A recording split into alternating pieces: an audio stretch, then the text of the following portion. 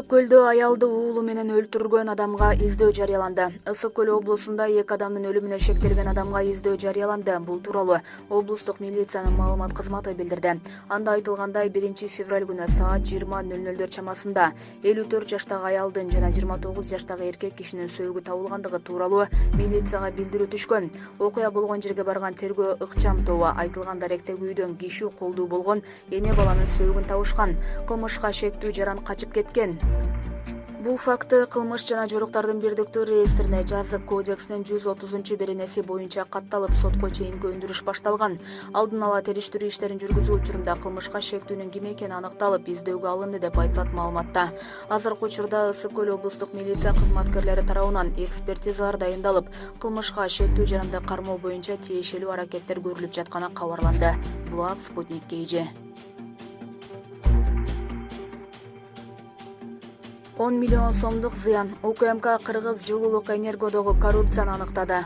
Кыргыз жылуулук энерго мамлекеттик ишканасында ири көлөмдө мазут сатып алуу боюнча жасалма документтер пайдаланылып, мамлекетке 10 миллион сомдон ашык зыян келтирилгендиги аныкталды. Бул тууралуу УКМКнын маалымат кызматынан билдиришти. Кыргыз жылуулук энерго ишканасынын жооптуу кызматкерлери ишкердик субъектилер менен алдын ала макулдашып алып, мазут сатып алуу боюнча финансылык жасалма документтер колдонулганы аныкталды. Бул коррупциялык көрүнүш бүткүл республиканын калкын жылуулук менен камсыз кылууга терс таасирин тийгизет. Сотко чейинки өндүрүштүн алкагында 10 миллион сомдон ашык зыян мамлекетке өндүрүлүү деп айтылат билдирүүдө.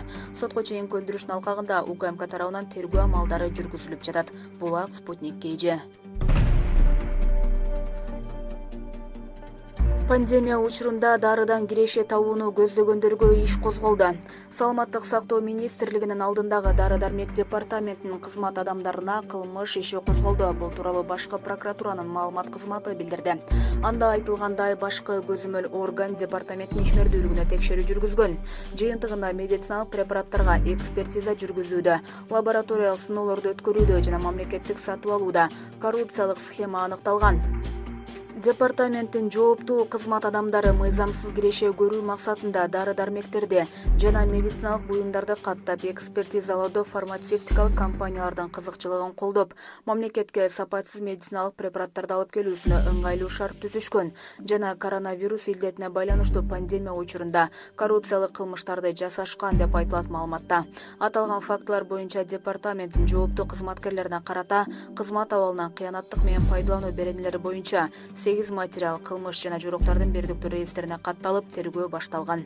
Булак Спутник KG. Сооронбай Жээнбековго каршы жазылган арыз УКМК менен ИИМге жөнөтүлдү. Былтыр 5-6 октябрдагы окуяларда жабыркагандардын мурдагы президент Сооронбай Жээнбековго каршы арызы 1 февралда УКМК менен ИИМдин тергөө кызматына жиберилди. Бул тууралуу Спутник Кыргызстан агенттигине башкы прокуратуранын маалымат кызматы кабарлады. Арыз Улуттук коопсуздук мамлекеттик комитети менен Ички иштер министрлиги буга чейин 2020-жылдын 6 октябрына караган түнү нааразычылык акциясына чыккандарды таркатуу учурунда атайын каражаттарды колдонуу боюнча кылмыш иштерди козгогон үчүн жиберилген. Текшерүүнүн жыйынтыгы менен укук коргоо органдары кайрылгандарга жооп кайтарат. Январдын этегинде башкы прокуратурага ошол окуяларда жабыркагандар кайрылып, экс-президентти жоопко тартууну талап кылышкан. Арыз жазгандардын айтымында 5 октябрдагы Ала Тоо аянтындагы митинг тынчтык мүнөздө өтүп жаткан. Бирок күч түзүмдөрү бийликтин буйругу менен демонстранттарга атайын каражаттарды колдонуп баштаганы айтылууда. Көп киши жаракат алып, 19 жаштагы Өмүт Алтынбек уулу көз жумганын белгилешкен. Жабыркагандар курал колдонууга Жээнбеков буйрук бергенин, бул үчүн жазасын алып, экс-президент макамынан ажыратылышы керектигин айтып чыгышкан. Булак Спутник KG.